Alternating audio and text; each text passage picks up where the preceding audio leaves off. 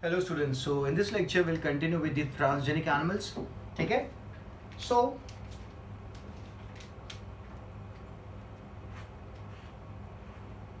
transgenic animals की अगर बात करें तो पहली चीज जो आप करते हो that is selection of the desirable gene जिनको आप एनिमल की बॉडी में डालते हो. Desirable selection of desirable gene.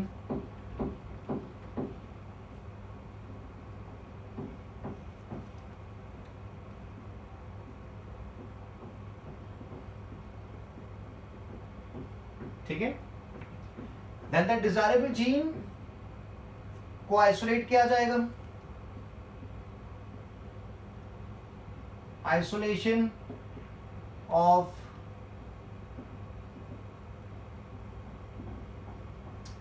Desirable gene. और थर्ड स्टेप में क्या आएगा? That desirable gene is inserted into a vector. Desirable gene is inserted into a vector. ठीक है, मतलब वेक्टर क्या हो गया? वेक्टर बन गया ट्रांसफॉर्मेंट वेक्टर. ठीक है. और फोर्थ स्टेप में क्या लिखेंगे? फॉर्मेशन ऑफ ट्रांसफॉर्मेंट या ट्रांसफॉर्म्ड या फिर recombinant vector. Selection of desirable gene पहला स्टेप होगा. सिलेक्शन ऑफ डिजायरेबल जीन, फिर isolation of desirable gene, then desirable gene is inserted into the vector और वेक्टर किस में कन्वर्ट हो जाएगा? ट्रांसफॉर्मेंट या फिर रिकॉम्बिनेंट वेक्टर में कन्वर्ट हो जाएगा. So this are the steps to make a transgenic animal. अब ये जो आपने रिकॉम्बिनेंट वेक्टर बनाया है या फिर ट्रांसफॉर्मेंट वेक्टर बनाया है, इस ट्रांसफॉर्मेंट वेक्टर को या फिर रिकॉम्बिनेंट वेक्टर को आप 3 सेल्स में, एनिमल के अलग अलग कैटेगरीज ऑफ सेल की अगर मैं बात करूं तो you can place it in the germ cells. आप जर्म सेल्स में प्लेस कर सकते हो या फिर आप प्लेस कर सकते हो स्टेम सेल्स में. कहां पे? स्टेम सेल्स में प्लेस कर सकते हो या फिर आप इस रिकॉम्बिनेंट वेक्टर को प्लेस कर सकते हो इन दी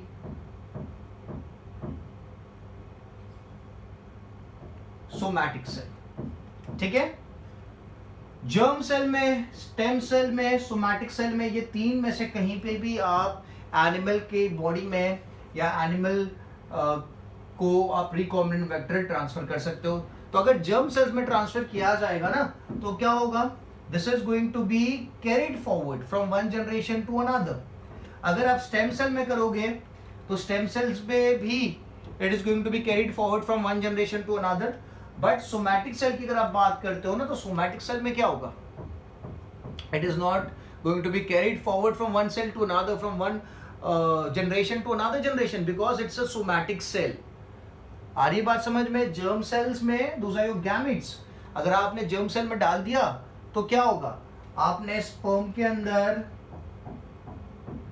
आपका रिकॉम्बिनेंट वेक्टर डाल दिया तो स्पर्म फ्यूज करेगा फीमेल गैमेट के साथ और जो बेबी बनेगा उस बेबी के, लेट्स से यहाँ पे zygote, I am sorry the egg, और ये दोनों मिलके क्या बनाएंगे? This is going to form a zygote.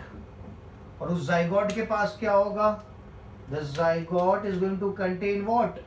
The recombinant vector. और इस जाइगोट से क्या बनेगा? बेबी बनेगा. सो इस बेबी के हर एक सेल में, every cell of the baby is going to contain what? The recombinant vector, क्योंकि आपने उसको जर्म सेल में डाला. The same goes for the stem cells. Stem cells क्या करते हैं? पूरे बेबी का फॉर्मेशन करते हैं ना. तो स्टेम सेल में भी अगर आपने डाला तो उससे जो बेबी बनेगा, the baby is going to contain recombinant vector in each and every cell. But अगर मैं सोमैटिक सेल की बात करता हूं तो सोमैटिक सेल में क्या होगा, वो सिर्फ बेबी के एक ही सेल में रहेगा, या फिर वो बेबी के सोमैटिक सेल्स में रहेगा, वो आगे कैरी फॉरवर्ड नहीं होगा। ये दोनों केसेस में जर्म सेल्स और स्टेम सेल्स में अगर मैंने रिकॉम्बिनेंट वेक्टर डाला तो it is going to be passed on from generation to generation. तो मैं लिख देता हूं passed on from one to another generation, ठीक है। बट सोमैटिक सेल में फॉर एग्जांपल आपके बाल के सेल में डाल दिया रिकॉम्बिनेंट वेक्टर, या आपकी स्किन के सेल में डाल दिया रिकॉम्बिनेंट वेक्टर, तो यार स्किन थोड़ी पार्टिसिपेट करती है गैमेट फॉर्मेशन में, तो वो जो वेक्टर है वो गैमेट में कहीं भी जा ही नहीं पाएगा, और गैमेट में अगर जाएगा नहीं तो न्यू जनरेशन में वो कैरी फॉरवर्ड नहीं हो पाएगा, ठीक है। Simple and easy, good. So let's move ahead. Now we'll talk about the application of transgenic animals। किन केसेस में, किन चीजों में ये जो ट्रांसजेनिक एनिमल्स अपन बनाएंगे इनको यूज किया जाएगा।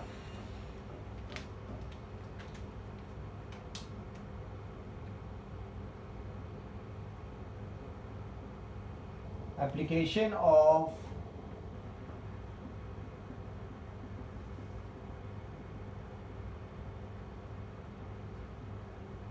transgenic animals, ठीक है। so it can be used for the production of medicinal compounds। we can use the transgenic animal for the production of medicinal compounds के प्रोडक्शन में यूज कर सकते हैं, या फिर आप दूसरे टर्म्स में उन मेडिसिनल कंपाउंड्स को क्या बोल सकते हो, they can be termed as the recombinant compounds, ठीक है, और they can be termed as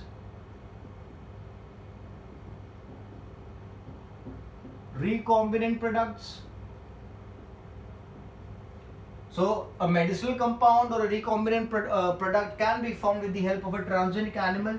जैसे कि अगर एक एग्जांपल लेते हैं अल्फा 1 एंटीट्रिप्सिन, क्या बना सकते हो आप alpha 1 antitrypsin,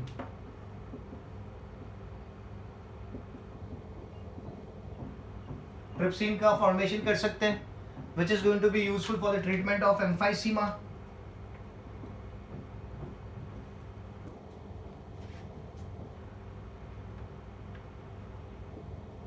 which can be useful for the treatment of emphysema के लिए यूज कर सकते हैं, या फिर we can also form CFTR protein।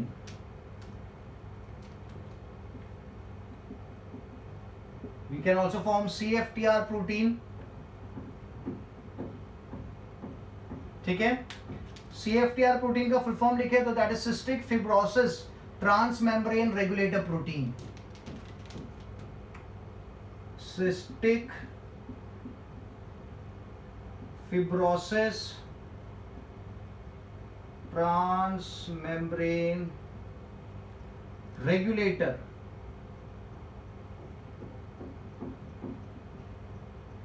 protein। So this can be used for the treatment of cystic fibrosis।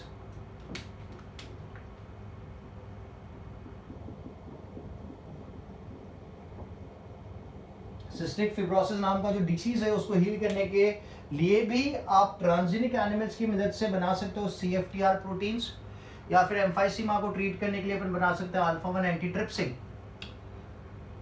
Cystic fibrosis की बात करते हैं तो जो प्रोटीन है CFTR प्रोटीन, ये क्या करता है, ये चैनल्स बनाता है, मेम्ब्रेन के अंदर चैनल्स का फॉर्मेशन करता है, ओके, जिसके थ्रू चीजें पास हो सके। तो जब ये प्रोटीन डिफेक्टिव होता है तो क्या होगा, जो ट्रांसफर हो रहा था, लिखा ना आपने ट्रांसमेम्ब्रेन रेगुलेटर, जो ट्रांसफर हो रहा था वो ठीक से नहीं हो पाएगा, ठीक है, done. Then we can use the transgenic animals for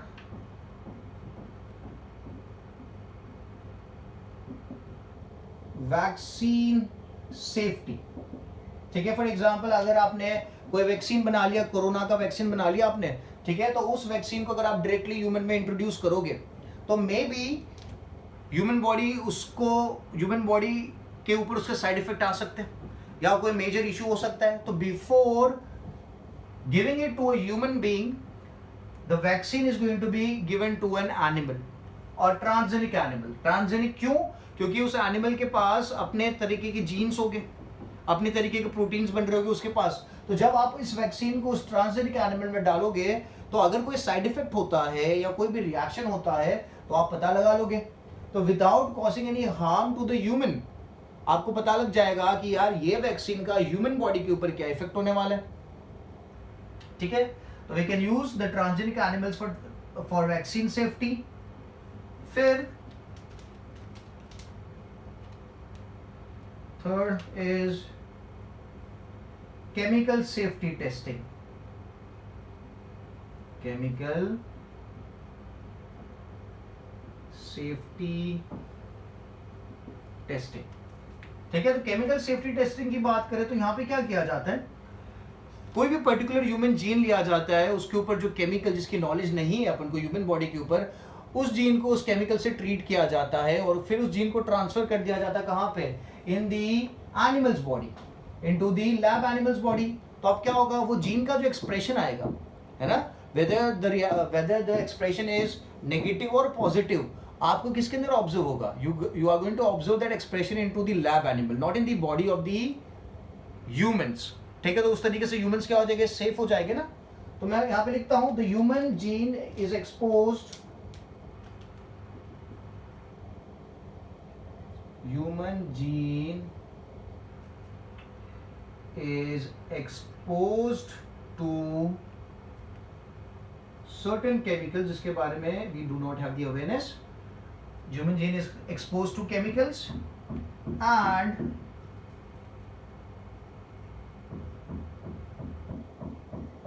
transferred to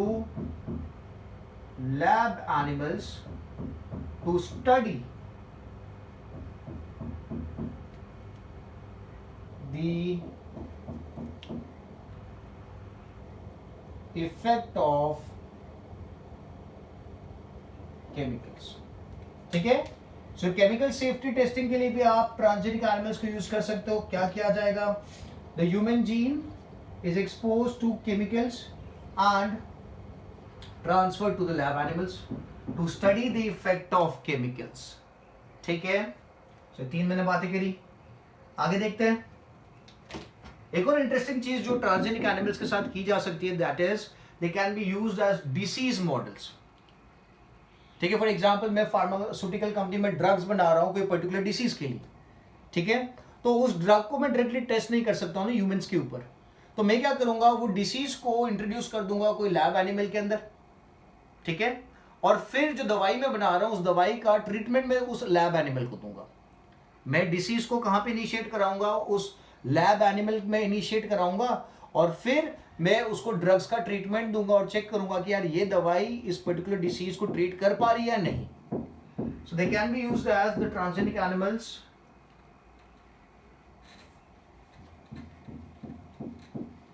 disease models, they can be used as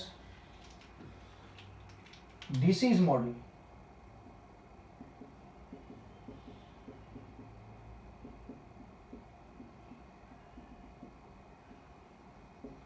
ठीक है, सो डिसीज मॉडल्स में human disease,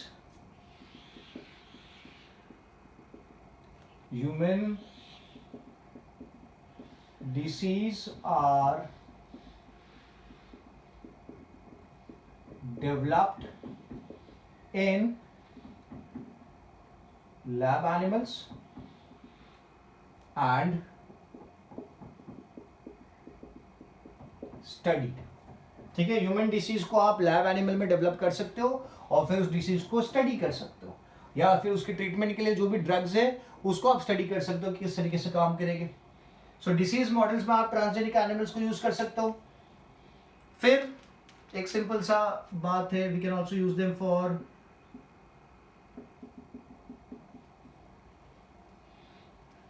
gene expression. We can also use them for gene expression. कोई भी particular gene जो human में available है, उस gene को अगर मैं इस एनिमल में, लैब एनिमल में ट्रांसफर करूंगा तो क्या होगा, वो अपना प्रोटीन बनाएगा। तो यहां पे लिखे गए gene expression human gene is transferred to lab animals and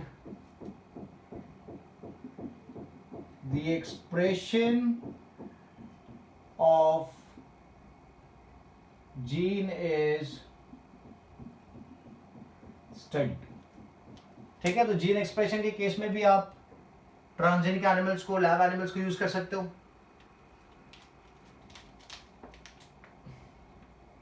Since it's very interesting, we can use the lab animals for growing the spare parts,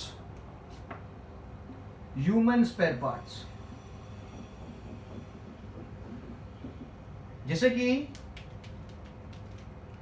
जो जनरली यूज किया जाता है जिस एनिमल को for the growing human spare parts, that is a pig. ठीक है, तो मैं लिखूंगा a transgenic pig can be developed. Transgenic pig can be developed.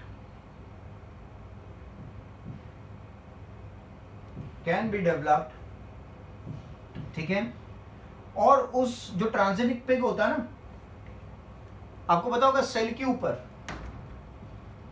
There are major histocompatibility complexes जो क्या करते हैं, फॉरेन बॉडीज को बाइंड करके अपने इम्यून सिस्टम को इंडिकेट करते हैं कि ये फॉरेन बॉडीज है.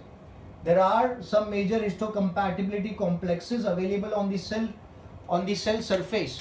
वो क्या करेंगे, ये फॉरेन बॉडी को ट्रैप कर लेंगे एंड फॉरेन बॉडी को ट्रैप करके बताएंगे आपकी इम्यून सिस्टम को कि ये फॉरेन बॉडी है, ये पैथोजन है, ये हार्म कॉज कर रहा है. ठीक है, तो ट्रांसजेनिक पिग की अगर बात करते हैं तो उसके केस में क्या होता है कि जो MHC साइट होती है उसके सेल के ऊपर उसको मास्क कर दिया जाता है. ठीक है, तो यहां पे मैं लिखूंगा the major histocompatibility sites, major histocompatibility sites are masked. ठीक है, MHC, it is termed as MHC. The major histocompatibility sites are going to be masked. जिसकी वजह से क्या होगा, ये जो पिग है इस पिग में इम्यून रिस्पॉन्स डेवलप नहीं हो पाएगा. ठीक है, तो मेजर हिस्टोकम्पैटिबिलिटी कॉम्प्लेक्स आपने मास्क कर दिया. ठीक है, और फिर आप इसके ऑर्गन्स को यूज कर सकते हो फॉर दी ह्यूमंस. जैसे कि the pig heart is almost similar to the human heart. यहां पे मैं लिखूंगा pig heart is almost similar to human heart. ठीक है, तो स्पेयर पार्ट्स ग्रो करने के लिए या स्पेयर पार्ट्स पिग में से आप निकाल सकते हो, ट्रांसजेनिक पिग में से, जिसका MHC साइट जो मेजर हिस्टोकम्पैटिबिलिटी कॉम्प्लेक्स होता है सेल के ऊपर की तरफ, सेल की सरफेस के ऊपर, जो क्या करता है, इम्यून रिस्पॉन्स को एक्टिवेट करता है, उसे आपने क्या कर दिया, आपने उसे मास्क कर दिया. It is covered, so it is not going to function. ठीक है, तो उस केस में आप उसके ऑर्गन्स निकाल सकते हो और आप ह्यूमंस को डोनेट कर सकते हो. ठीक है, then they can be used for food enhancement. Food value enhancement में आप यूज कर सकते हो. Food value enhancement. ठीक है, सो यहां पे क्या किया जाएगा, यहां पे जो एनिमल है उसमें ग्रोथ हॉर्मोन्स दिए जाएंगे so that the growth of the animal increases. Okay, certain jeans डाले जाएंगे जिसकी वजह से उसका जो मीट का फ्लेवर है उसको भी आप ज्यादा एनहांस कर सकते हो. तो मैं लिखूंगा food value enhancement, that is growth is rapid. ठीक है, क्वालिटी ऑफ फूड या फिर quality of meat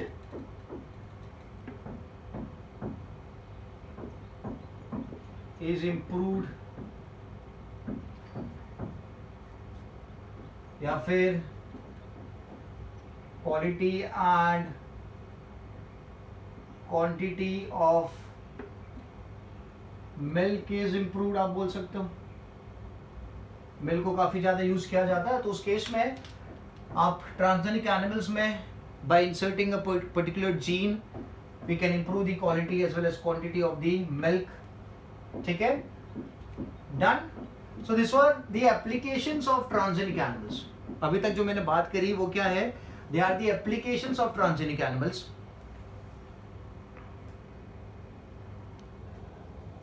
Now I'll talk about the examples of transgenic animals. अब examples ले लेते हैं।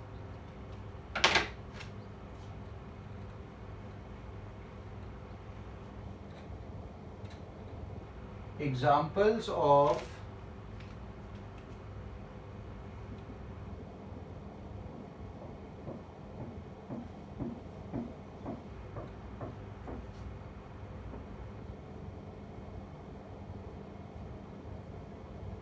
Examples of transgenic animals. ठीक है, तो यहां पे जो फर्स्ट ट्रांसजेनिक एनिमल का फॉर्मेशन किया गया था दैट वाज ट्रांसजेनिक फिश। आपको याद रखना, it was the first transgenic animal, it is the first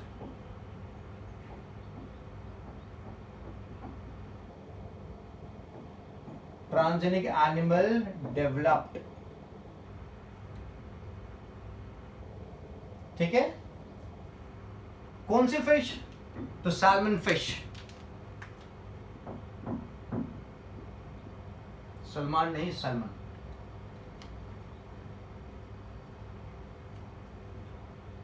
ठीक है, नाउ किस तरीके से बनाया इस फिश को? So it had the modified sperm having extra copy of growth hormone gene. Growth hormone होगा तो फिश क्या होगी, काफी बड़ी हो जाएगी। So इस फिश को बनाने के लिए modified sperm with extra copy of growth hormone gene, extra copy of growth hormone gene was used.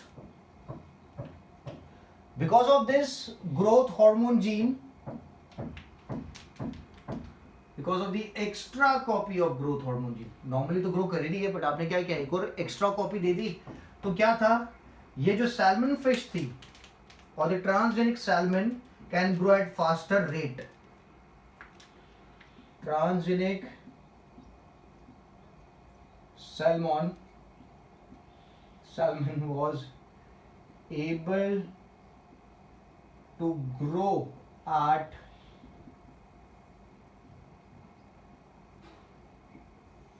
fast rate, was able to grow at a fast rate.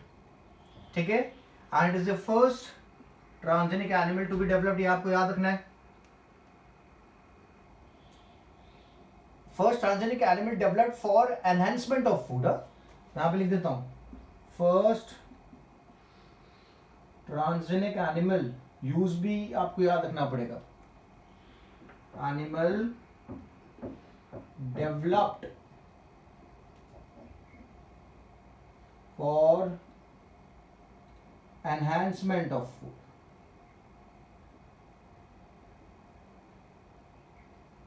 for enhancement of food। ठीक है, इसी तरीके से जैसे transgenic salmon बनाया अपन ने जिसमें extra copy of growth hormones gene available थे, we have also developed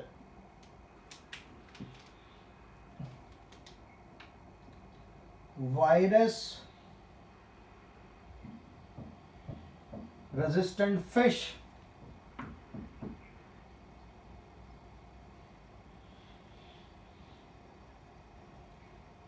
have been developed. Virus resistant fish have been developed. ठीक है, apart from this salmon which grows bigger in size so that the meat quantity, इस fish से जो meat मिल रहा है ना वो ज़्यादा amount में मिल सके. ठीक है, so this is for the enhancement of food. ठीक है, फिर we have developed transgenic birds.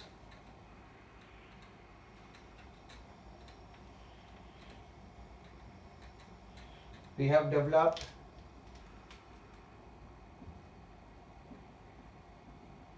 transgenic birds which are resistant to a virus, which are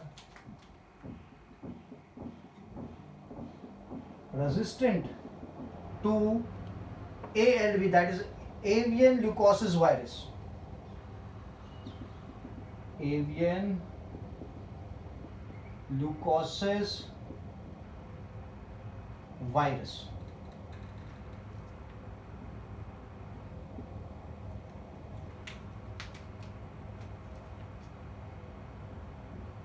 ALV. ठीक है, तो किस तरीके से उसको रेजिस्टेंट बनाया?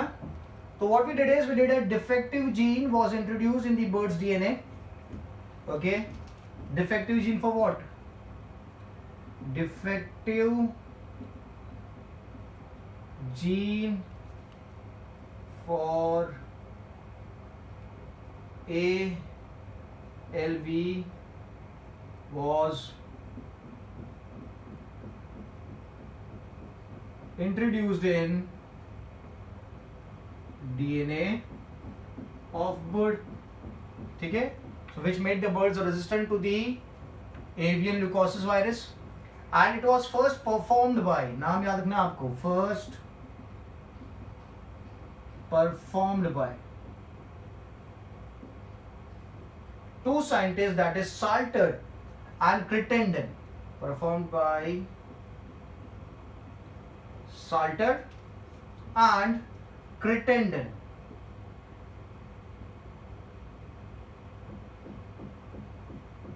Salter and Crittenden. ठीक है, नाम याद रखने पड़ेंगे आपको. Done. So transgenic birds resistant to the avian leukosis virus. Defective gene for ALV was introduced in the DNA of a bird. First performed by Salter and Crittenden. Okay. So now transgenic mouse. 95% of the transgenic animals are mouse. ये आपको बात याद रखनी है. 95% because they are very very docile. They don't bite or they don't harm the person carrying an experiment. So majority, and they are very they can be taken care of in a very simple way, and they do not occupy much of the space. So that is one of the reason transgenic mouse are used.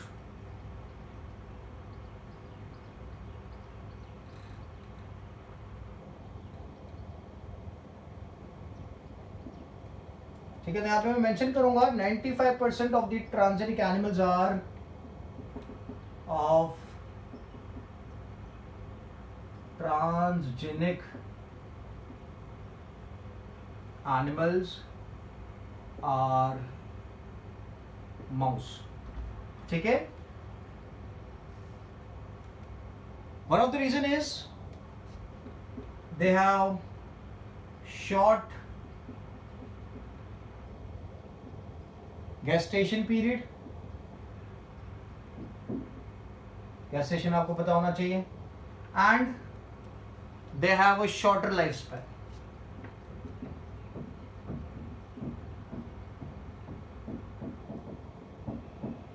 ठीक है, so they have a short gestation period and they have a shorter lifespan.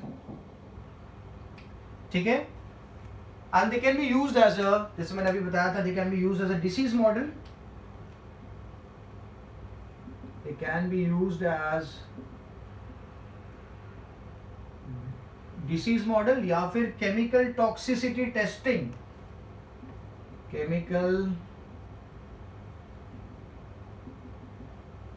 Toxicity testing के लिए उनको use कर सकते हैं। ठीक है, so 95% of the transgenic animals are mouse, ये आपको बात दिमाग में रखनी। मैंने रीजन बता दिया आपको, यहाँ पे मैंने शॉर्ट गेस्टेशन पीरियड लिखा है, शॉर्टर लाइफ स्पैन लिखा है, plus they are smaller in size, okay, and plus they are not that ferocious, they are very docile. ठीक है, वो भी आप लिख सकते हो। Then we can use transgenic rabbit. Transgenic rabbit is actually used as a bioreactor. Bioreactor आपको पता है क्या होता है? आप इस रैबिट की बॉडी के अंदर अलग अलग टाइप की चीजों, रिकॉम्बिनेंट प्रोडक्ट्स को ग्रो कर सकते हो। तो यहां लिखता हूं मैं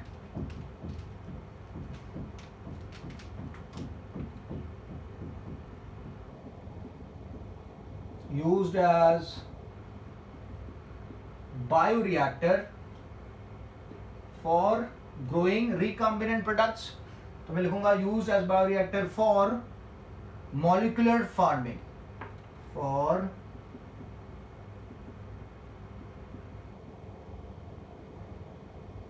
molecular farming या फिर for growing recombinant products। ठीक है, तो बायोरिएक्टर्स आपने पढ़ रखा है, इनके जो रिकॉम्बिनेंट प्रोडक्ट्स जो बना सकते हैं अपन रैबिट के through by using rabbit as a bioreactor, so that is alpha 1 antitrypsin. ठीक है, ये बना सकते हैं। दूसरी चीज अपन जो बना सकते हैं that is tissue plasminogen activator, tissue plasminogen activator।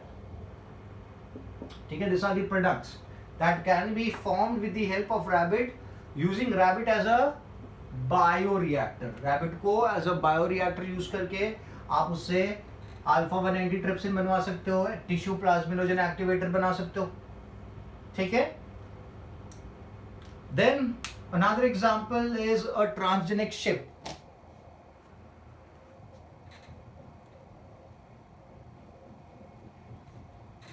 क्या यूज कर सकते हैं? ट्रांसजेनिक शिप को यूज कर सकते हैं। ठीक है, इस केस में इस शिप के साथ we fuse the foreign gene with the gene of memory tissue, gene of memory tissue plus foreign gene. ठीक है, तो जो जीन ऑफ मेमोरी टिश्यू है, यहां पे मैं अगर स्पेसिफिक लिखूं that is beta lactalbumin gene. यहां लिखते हैं अपन beta lactalbumin gene, beta lactalbumin gene. ठीक है, तो फॉरेन जीन के साथ आप इसे इंसर्ट करके फ्यूज करके क्या बनवा सकते हो? सो वी कैन फॉर्म, इसके मिल्क के अंदर आएगा, है ना, ये जो शिप का मिल्क होगा ना, इसके अंदर से what we can take out is, ये जब मिल्क देगी so it is going to produce along with the milk alpha 1 antitrypsin का फॉर्मेशन होगा। ठीक है, आप करवा सकते हो। फिर ब्लड क्लॉटिंग फैक्टर्स,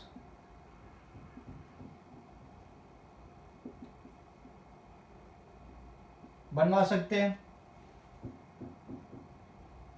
और अगर यहां पे मैं extra copy of growth hormone introduce कर दूं शिप के अंदर, ठीक है, ये पॉइंट अलग हो गया। मैं यहां लिखूंगा extra copy of growth hormone is introduce would lead to extra copy of growth hormones, growth hormone gene, if introduced, will lead to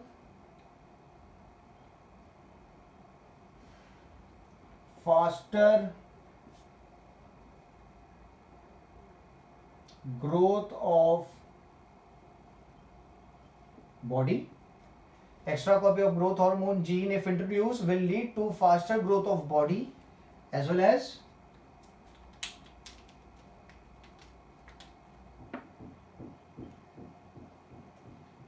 bigger size, make the animal big in size. ठीक है, सो अगर animal की size बढ़ जाएगी तो जो meet मिल रहा है उस मीट का प्रोपोर्शन बढ़ जाएगा. ठीक है, तो यहाँ पे आप ट्रांसजेनिक शिप से क्या करवा सकते हो, उसके मिल्क के अंदर अल्फा 1 एंटीट्रिप्सिन का फॉर्मेशन करवा सकते हो, ब्लड क्लॉटिंग फैक्टर्स का फॉर्मेशन करवा सकते हो, या फिर आप शिप के अंदर एक्स्ट्रा ग्रोथ हार्मोन जीन डाल के उस शिप की साइज, उस शिप का जो ग्रोथ रेट है वो बढ़ा सकते हो. ठीक है, so that it can be consumed for meet. इसी तरीके से आप एक और चीज बना सकते हो, that is transgenic goat.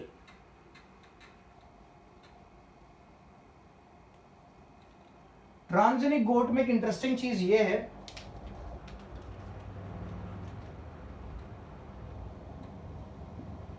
Transgenic गोट की अगर मैं बात करता हूं तो यहां पे क्या किया है, यहां पे जो मैंने प्रोसेस बताया अभी शिप के लिए आप वो तो कर ही सकते हो, बट अपार्ट फ्रॉम दिस एक कंपनी है, Canadian company, there is a Canadian company named as Maxia Biotech. Maxia Biotech. ये Maxia Biotech ने क्या किया? So Maxia Biotech isolated the gene for spider web protein. Spider में से they isolated the gene, isolated gene for spider web. Spider जो web बनाती है ना, वो जो प्रोटीन जिस प्रोटीन से बनता है, तो isolated the gene for spider web protein from obviously spider. ठीक है, स्पाइडर में से आइसोलेट कर लिया. ठीक है, और उस जीन को कहां पे इंट्रोड्यूस कर दिया, उसको इंट्रोड्यूस कर दिया मेमोरी सेल्स के अंदर. ठीक है, और मेमोरी टिश्यू में. तो यहां पे मैं लिखूंगा spider web protein gene, spider web protein gene plus memory tissue gene.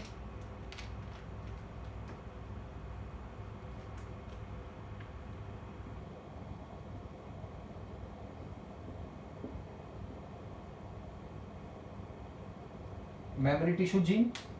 और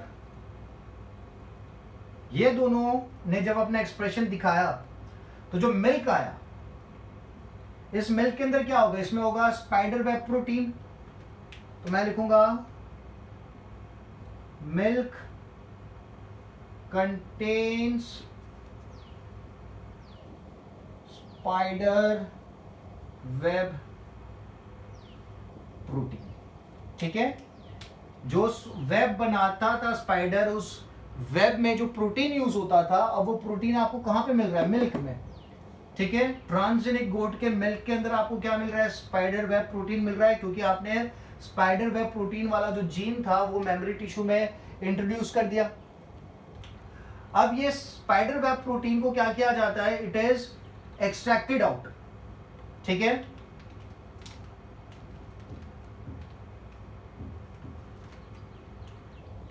spider web protein is extracted from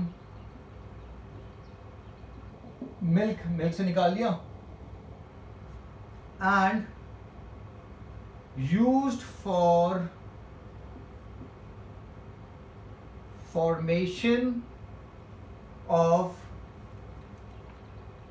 army clothes.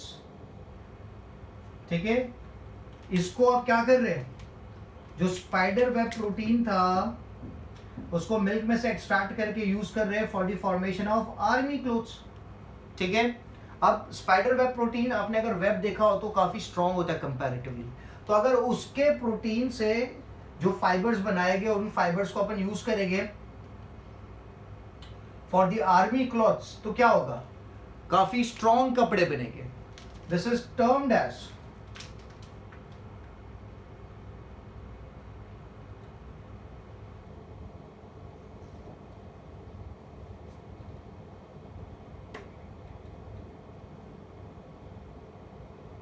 जो कपड़े बनते हैं जो आर्मी के लिए बनाए जाते हैं that is known as biosteel.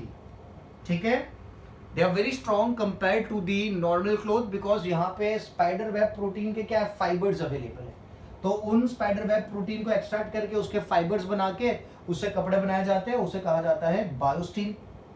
ठीक है, done. Nexia biotech which is a Canadian company. Then there is transgenic cow.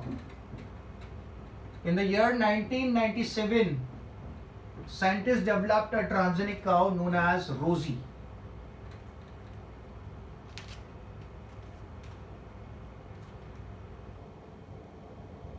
ठीक है,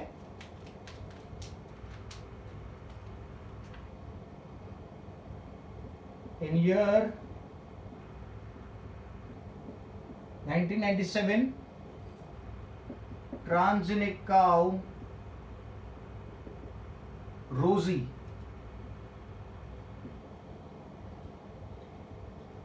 was developed. ठीक है,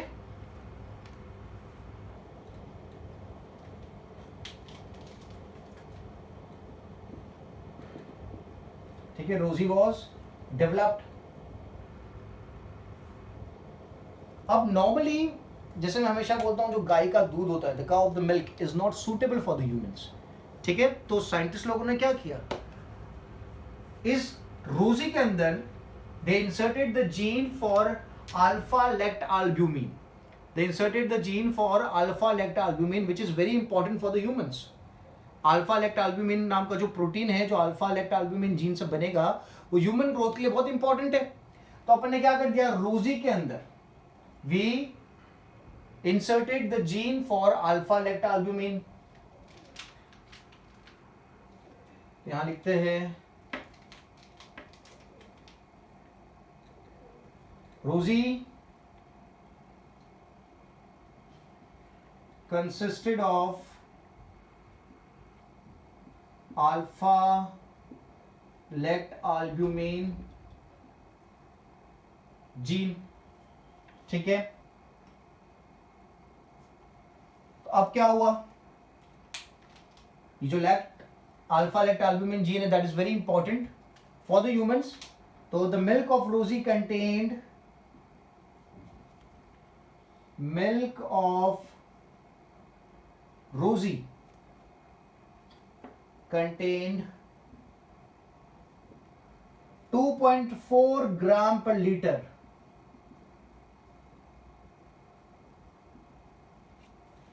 of alpha lactalbumin protein.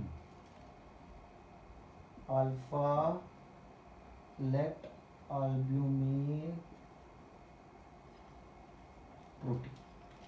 ठीक है, milk of Rosie contain 2.4 gram per litre of alpha lactoalbumin protein. ठीक है, सो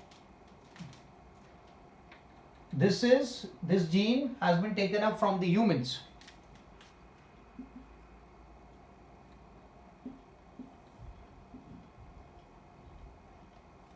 ठीक है, ह्यूमन से डाल दिया इसके अंदर. तो अभी जो गाय का दूध है ओके, ट्रांसजेनिक काउ जो रूजी बनाई अपने, उसका जो दूध है उसके अंदर वो प्रोटीन मिल रहा है जो ह्यूमन मिल्क में मिलता था, ठीक है, दैट इज अल्फा लैक्टोअल्बुमिन नाम का protein, and that is also in higher quantities, so that is the transgenic cow रूजी।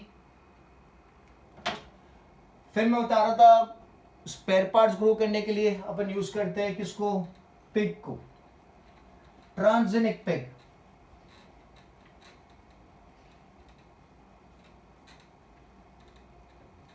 ठीक है, तो transgenic pig, they are as the suitable organ spare source, they work as suitable organ spare source and they are used as meat, they are known as the meat factory, ठीक है। तो food value जो transgenic pig की है वो काफी ज्यादा है, आप ज्यादा न्यूट्रिशियस मीट का प्रोडक्शन करवा सकते हो, आप ग्रोथ रेट बढ़ा सकते हो पिग की, सो दैट वो ज्यादा ग्रो करेगा फास्टर रेट पे, और it can be used as a suitable organ spare source के लिए भी आप यूज कर सकते हो। दूसरी जो एक इंटरेस्टिंग चीज है that is transgenic dog, dogs are known for their power of smell, वो काफी ज्यादा दूर से काफी बेटर तरीके से कोई भी स्मेल को they can come to know कि किस चीज की स्मेल है, ठीक है, they can interpret that smell. तो भी साइंटिस्ट लोग ने और पावरफुल स्मेलिंग एबिलिटी वाला डॉग बनाया, ठीक है, ट्रांसजेनिक, तो मैं लिखूंगा had increased power of smell, ठीक है, ऐसे ही उसका स्मेल का जो पावर है काफी ज्यादा होता है, but they developed a more powerful ability to smell, ठीक है, एंड दिस डॉग, ये जो डॉग बनाया था transgenic dog, it was known as Doggy, इसका नाम दिया था साइंटिस्ट लोगों ने, दैट इज डॉगी, ठीक है, विच वाज यूज्ड, इसने काफी पार्टिसिपेट किया था एक जो आपको पता वर्ल्ड ट्रेड सेंटर में विक्टिम्स को ढूंढने के लिए, वर्ल्ड ट्रेड सेंटर का ब्लास्ट आपको पता होगा, so doggy was used to locate victims, was used to locate victims during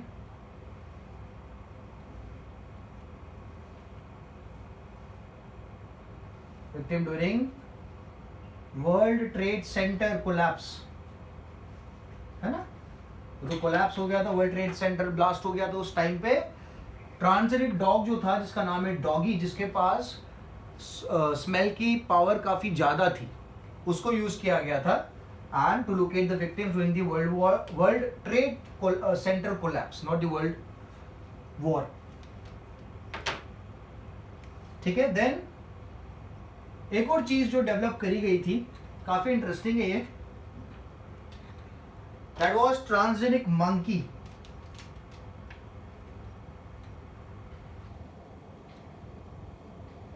ठीक है, जिसका नाम अपन ने रखा था एनडी, क्या नाम था उसका, ANDI, ठीक है। अगर आप इसको उल्टा पढ़ो, so this stands for IDNA, इसको अगर आप उल्टा पढ़ो तो it stands for IDNA, that is insert DNA। सो जो ट्रांसजेनिक मंकी बनाया गया था उसका नाम क्या है, एनडी नाम है, ओके, जिसको आप उल्टा पढ़ोगे तो दैट इज इंसर्ट DNA। और यहां पे क्या यूज किया गया था, there was a gene isolated from the jellyfish,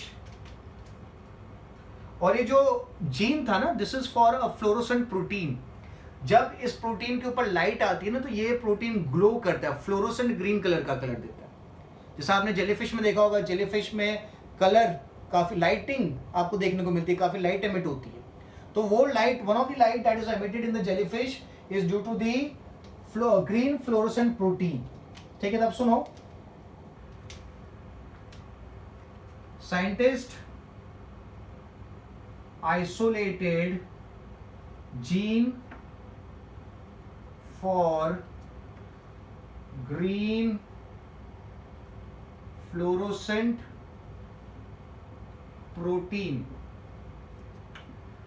from jellyfish. Scientist लोगों ने क्या किया?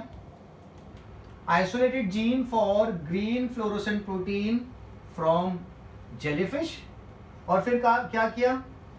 They inserted that gene,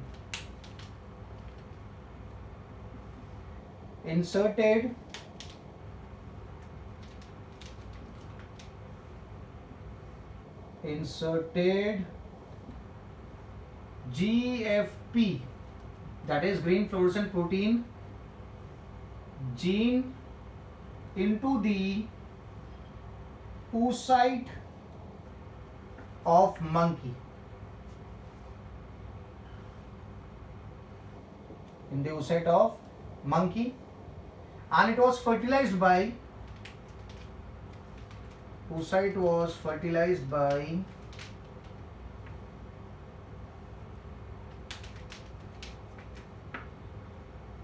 oocyte was fertilized by sperm through using ICSI, that is intracytoplasmic sperm injection. ठीक है, using ICSI, that is intracytoplasmic sperm injection. और result क्या हुआ? The result was the formation of Andy.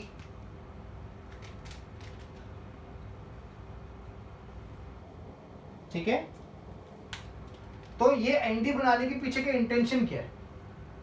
Andy किस चीज में काम आ रहा है? तो एंडी कोई चीज में काम नहीं आ रहा है, but this was just to find out कि can primates be used to develop disease models और not. Monkey is a primate, तो आपने यहां पे खाली ये देखा कि जो जीन आपने जेलीफिश में से लेके एक प्राइमेट में डाला, तो यार वो सक्सेसफुल है कि नहीं? तो Andi is the answer to it. Yes, the transfer of gene from another organism can be transferred to a primate. So ND is the answer to the question कि is it possible or not. तो खाली क्या लिखेंगे? ND बनाने के पीछे का reason क्या है? Just to know that primates can be used as